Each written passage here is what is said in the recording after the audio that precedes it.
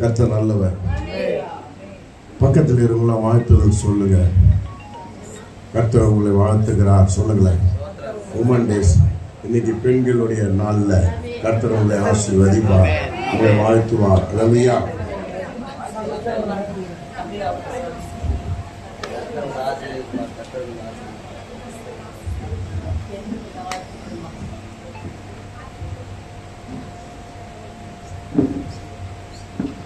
வாசிப்போமா? ஏசாயா புஸ்தகம் 40வது அதிகாரம் 30வது வசனத்தை வாசிக்கிறேன். கர்த்தருக்கு காத்திருக்கிறவர்களோ புதுபெலன் அடைந்து கழுகுகளை போல சேட்டைகளை அடித்து எழும்புவார்கள்.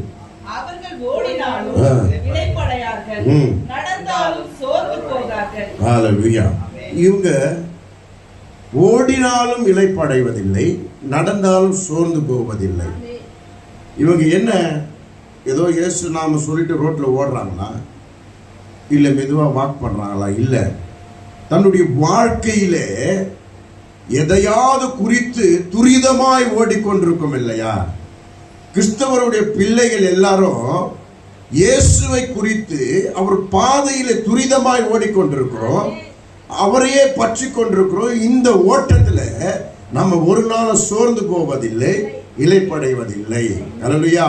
ஏன்னா கர்த்தர் நமக்கு சகாயரா இருக்கிறார், நம் ஜெபங்களுக்கு பதில் தருகிறார். கர்த்தருடைய வார்த்தைக்கு நம்ம கீழ்ப்படிந்ததனால கர்த்தர் நமக்கு துணையாவும் இருக்கிறார். அல்லேலூயா.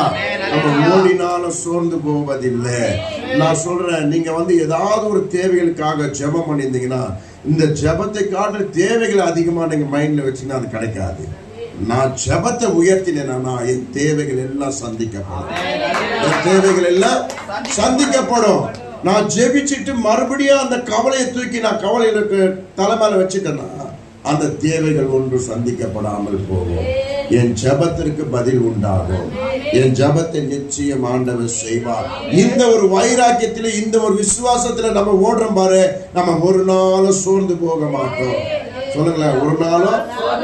ஆமா, விசுவாசத்தை துவக்குகிறவருமாய் முடிக்கிறவருமாய் இயேசுவே இருக்கிறாரு. உங்களை ஜெபிக்கும்படி அவர் தான் தூண்டுகிறார், அந்த ஜெபத்திற்கு பதில் தரும்படியும் அவர் தான் செய்கிறார். நான் ஒன்றுக்கும் இல்லை, ஏன்னா என் தேவைகளை அவர் பார்க்கிறார். அந்த தேவைகளை பிதாவின் கரத்திலிருந்து பெற்றுக்கொள்ளும்படி ஜெபிக்கும்படியான ஆவியை எனக்கு ஊற்றுகிறார், ஒரு உணர்வை தூண்டுகிறார், அவரை பற்றி கொள்ள வேண்டும் என்று ஒரு ஆசையை கொடுக்கிறார். இதெல்லாம் அவர் தான் செய்யறாரு, நான் ஒண்ணுமே செய்யல.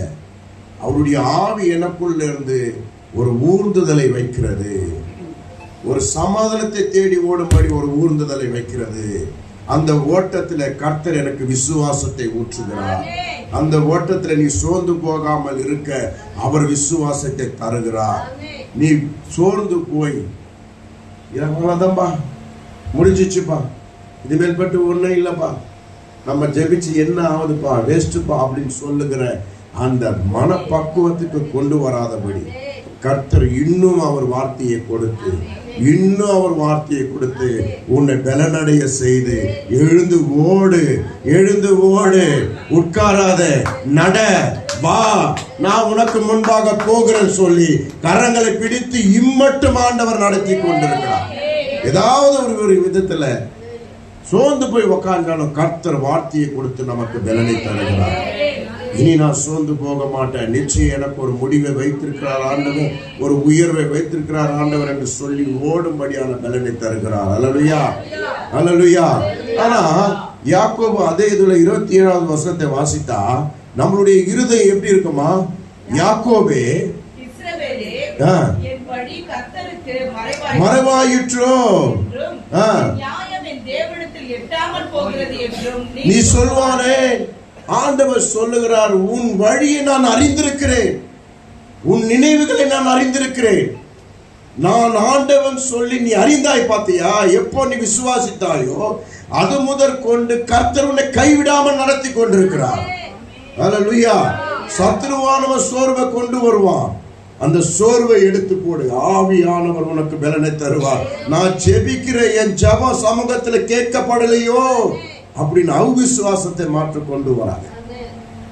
ஜபங்களுக்கு நிச்சயம் பதில் உண்டு. சொல்லுங்களேன், ஜபங்களுக்கு நிச்சயம் பதில் உண்டு. அதன் காலத்தில் அதை பதிலை கட்டளையிடுவார் ஆண்டவர். அல்லேலூயா. நம்ம என்னைக்கோ ஜெபிச்சிருப்போம், அந்த காரியம் நம்ம கரத்துல வரும்போது அந்த ஜபத்தை ஞாபகப்படுத்துவார் ஆண்டவர். நான் மறந்தாலும் அவர் மறுப்பதில்லை, நான் மறந்தாலும் அவர் மறப்பதில்லை. அவர் ஏற்ற நேரத்தில் எனக்கு தர வல்லவரா இருக்கிறார். அது வரையில என் இருதயத்தை பக்குவப்படுத்துகிறார் ஆண்டவர். பொறுமையாய் ஓடும்படி, துரிதமாய் ஓடும்படி சில வேளைகளில் என்னை பக்குவப்படுத்தி நடத்துகிறார் ஆண்டவர். அல்லேலூயா. நமக்கு முன்பாக சுற்றிலுமாய் கதவுகள் அடைக்கப்பட்டாலும், உதவின்னு ஒன்றும் இல்லைனாலும், இருளான இடமா இருந்தாலும், ஜெபிக்கிறதுக்கும் பலன் இல்லை, பைபிள் வாசிக்கவும் முடியலன்னு சொன்னாலும் சோர்ந்து போகாத, கர்த்தர் உன்னோடு தான் இருக்கிறார். நீ அந்த நேரத்தில் ஒரு வார்த்தை மட்டும் சொல்லு, என் தேவன் என் வலது கையை பிடித்து என்னோடு கூட தான் இருக்கிறாரு. நான் தனியால் இல்லை, நான் கஷ்டப்பட்டால தேவன் என்னோடு கூட தான் இருக்கிறாரு. அவர் நிச்சயம் ஒரு நாள் உயர்த்துவார், நிச்சயம் என் குடும்பத்தை மேன்மைப்படுத்துவார், நிச்சயம் எனக்கு ஒரு ஜீவ கிரீடத்தை தருவார் சொல்லி விசுவாசத்தோடு இரு. அவர் நடத்துகிறதை பாரு, அவர் நடத்துகிறதை பாரு. எத்தனை பாடுகள், எத்தனை வேதனைகள், எத்தனை சோர்வுகள், எத்தனை பில்லி சூனிய மந்திரங்கள், ஆயினும் கர்த்தர் ஒருவரையும் சேதப்படுத்தாதபடி பாதுகாத்துக். அப்பவே தெரிஞ்சுக்கலாம் கர்த்தர் உன்னோடு கூட இருக்கிறார். மனுஷன் எப்பயோ நம்மளை விழுங்கி போட்டிருப்பான், பில்லி சூனியம் எப்பவோ நம்மளை அழிச்சிருக்கோம், ஆனாலும் எல்லாம் வரா மாதிரி தான் இருக்கு. ஆனா ஒன்று கூட என்னை மேற்கொள்ளவில்லை. கர்த்தர் என்னோடு கூட இருக்கிறதுனால நான் எல்லா விதத்திலும் காப்பாற்றப்படுகிறேன். அல்லேலூயா. விசுவாச பலனோடு ஓடுங்க, சோர்ந்து போய் நிக்காதீங்க. என் ஜபம் கேட்கலையா, நான் என்ன பண்றதுன்னு தெரியலையே, குழப்பத்துல இருக்காதீங்க. அந்த குழப்பத்தை கொண்டு வருகிற சத்துருதான். அந்த நேரத்தில் நீங்க சொல்ல வேண்டிய காரியம் அதுமா, தேவன் என்னை விட்டு விலகுவதும் இல்லை, கைவிடுவதும் இல்லைன்னு சொல்லியிருக்கிறாரு. அவர் என்னோடு கூட தான் இருக்கிறார். சொல்லி பாருங்க, ஒரு பிரசன்னம் இறங்க பாருங்க. அல்லேலூயா. நீ மரண இருள் பள்ளத்தாக்கிலே நடந்தாலும் நான் உன்னோடு கூட இருக்கிறேன். அல்லேலூயா. சில நேரங்களில் தனிச்சு விடப்பட்ட ஒரு சூழ்நிலை, குழப்பமான ஒரு சூழ்நிலை, என்னை யாரும் கவனிக்கலையோன்னு ஒரு சூழ்நிலை, மற்றவங்களை பார்க்கிற, மற்றவங்களுடைய வாழ்க்கை பார்த்தா அதுல வருகிற ஒரு சோர்வு, ஒரு பலவீனம், இது எல்லாம் எனக்கு விரோதமாக, மற்றவர்களுக்கு விரோதமாக அது எழும்பாதபடி கர்த்தரிடத்துல ஊற்றி ஜெபிக்கும்படியான ஒரு மகிமை நமக்கு வரணும். அல்லேலூயா. கர்த்தர் நிச்சயம் நமக்கு ஒரு சமாதானத்தை தருவார், நம்மளை உயர்த்துவார், நம்மளை வெளியே கொண்டு வருவார், உன்னை அடையாளப்படுத்துவார், ஒரு அட்ரஸ் கொடுப்பார், உன் பேரை பெருமைப்படுத்துவார், உன்னை தலையாக்குவார், அநேக ஜாதிகளுக்கு உன்னை தலைவனாய் மாற்றுவார். கர்த்தரை விட்டு விலகாதபடி அவர் எப்போது என்னோடு கூட தான் இருக்கிறார் சொல்லி இந்த வசனத்தின்படி வாழ கற்றுக்கொள்ள வேண்டும். அல்லேலூயா. சோர்ந்து போகிறவனுக்கு அவர் பலனை கொடுக்கிறார், சத்துவம் இல்லாதவனுக்கு அவர் சத்துவத்தை பெருக பண்ணுகிற தேவனா இருக்கிறார். அல்லேலூயா. நிறைய நேரங்களில் நம்ம சோர்ந்து போறோம், நிறைய நேரங்களில் சோர்ந்து போறோம். இந்த சோர்வை எடுத்து போடணும். உபாகமம் புஸ்தகம் 30:9 வாசிங்க. உபாகமம் 30:9. அப்பொழுது உனக்கு நன்மை உண்டாகும்படி உன் தேவனாகிய கர்த்தர்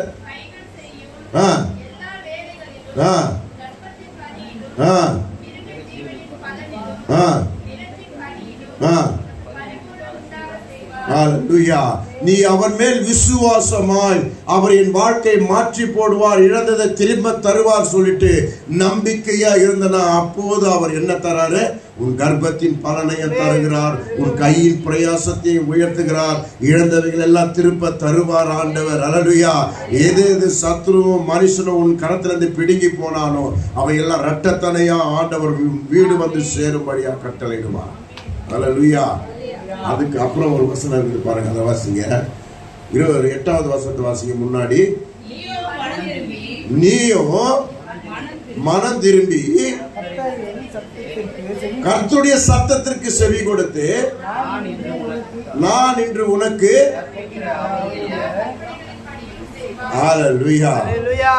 எல்லா கற்பனையின்படி செய்வாயாக.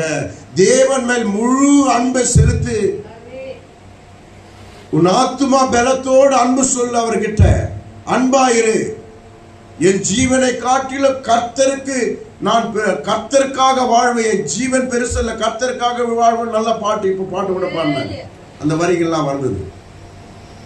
நம்ம ஜீவன் தான் பெருசா, என் உயிரை காட்டில தேவனை நான் மகிமைப்படுத்துவேன், என் ஜீவனை காட்டில தேவன் தான் முக்கியம், என் வாழ்வை காட்டில தேவன் தான் முக்கியம் சொல்லி அவருக்கு கொடுக்கிற அன்பை நம்ம கரெக்டா செலுத்தணும்னா, அவருக்கு கொடுக்கிற பயத்தை கரெக்டா பண்ணோம்னா, கர்த்தர் இன்னைக்கு சொன்ன அந்த வாக்கு தத்தத்தை நம்மேல் வந்து பலிக்க பண்ணுவார்.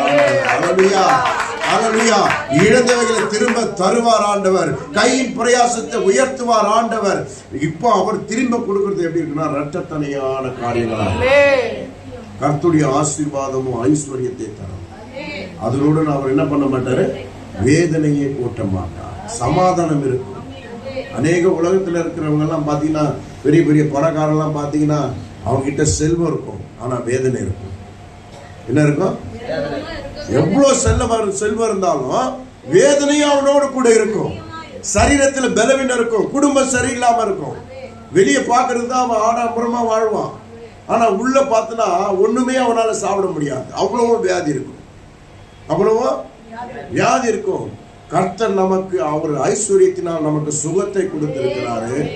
இன்னும் வருங்காலத்தில் நம்மளை ஆசீர்வதிக்க போறாரு. இதை காட்டில நமக்கு என்ன வேணும்? பெரிய காரியம், ரட்சிப்பும் கொடுத்திருக்கிறாரு. அதை காட்டில் நம்ம ஏன் சோர்ந்து போனோம்? அவருடைய பாதையில தைரியமா ஓடிட்டே இருக்கணும், சோர்ந்து போகாம ஓடிக்கிட்டே இருக்கணும். கர்த்தர் நம்ம காரியங்கள் எல்லாம் வைக்க பண்ணுவார். அல்லேலூயா. பிள்ளைகள் எல்லாம் நல்ல படிப்புல உயரும், நல்ல நல்ல ஸ்டேஜில் வரும். பிள்ளைகள் எல்லாம் கர்த்தரே தேவன் சொல்லும், பெரிய பெரிய ஊழியக்காரர்களா மாறும். கர்த்தர் எப்படி நடத்துகிறாரோ அப்படியே பிள்ளைகள் எல்லாம் ஓட செய்யும். அல்லேலூயா, அல்லேலூயா. தேவனை அடையாளப்படுத்தவே நம் பிள்ளைகள் பிறந்திருக்கிறது வரும் காலங்களிலே. அல்லேலூயா. நம்ம அதற்கு என்ன பண்ணணும்னா, தானியேல் புஸ்தகம் 6:10 வாசிங்க.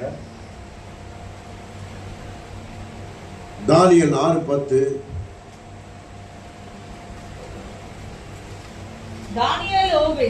தானியேலோ என்றால் அந்த பத்திரத்துக்கு கையெழுத்து வைக்கப்பட்டது என்று அறிந்தபோது, அந்த பத்திரத்துக்கு கையெழுத்து வைக்கப்பட்டது என்று அறிந்த போதும் தன் வீட்டுக்குள்ளே போய் தன் மேல் அறையிலே எருசலேமுக்கு நேராக பலகணிகள் திறந்திருக்க, அங்கே தான் முன் செய்து வந்தபடியே தினமும் 3 வேளையும் தன் தேவனுக்கு முன்பாக முழங்காற்படியிட்டு ஜெபம் பண்ணி ஸ்தோத்திரம் செலுத்தினார். அல்லேலூயா. நாம செய்யற வேலை எல்லாம் என்ன தெரியுமா?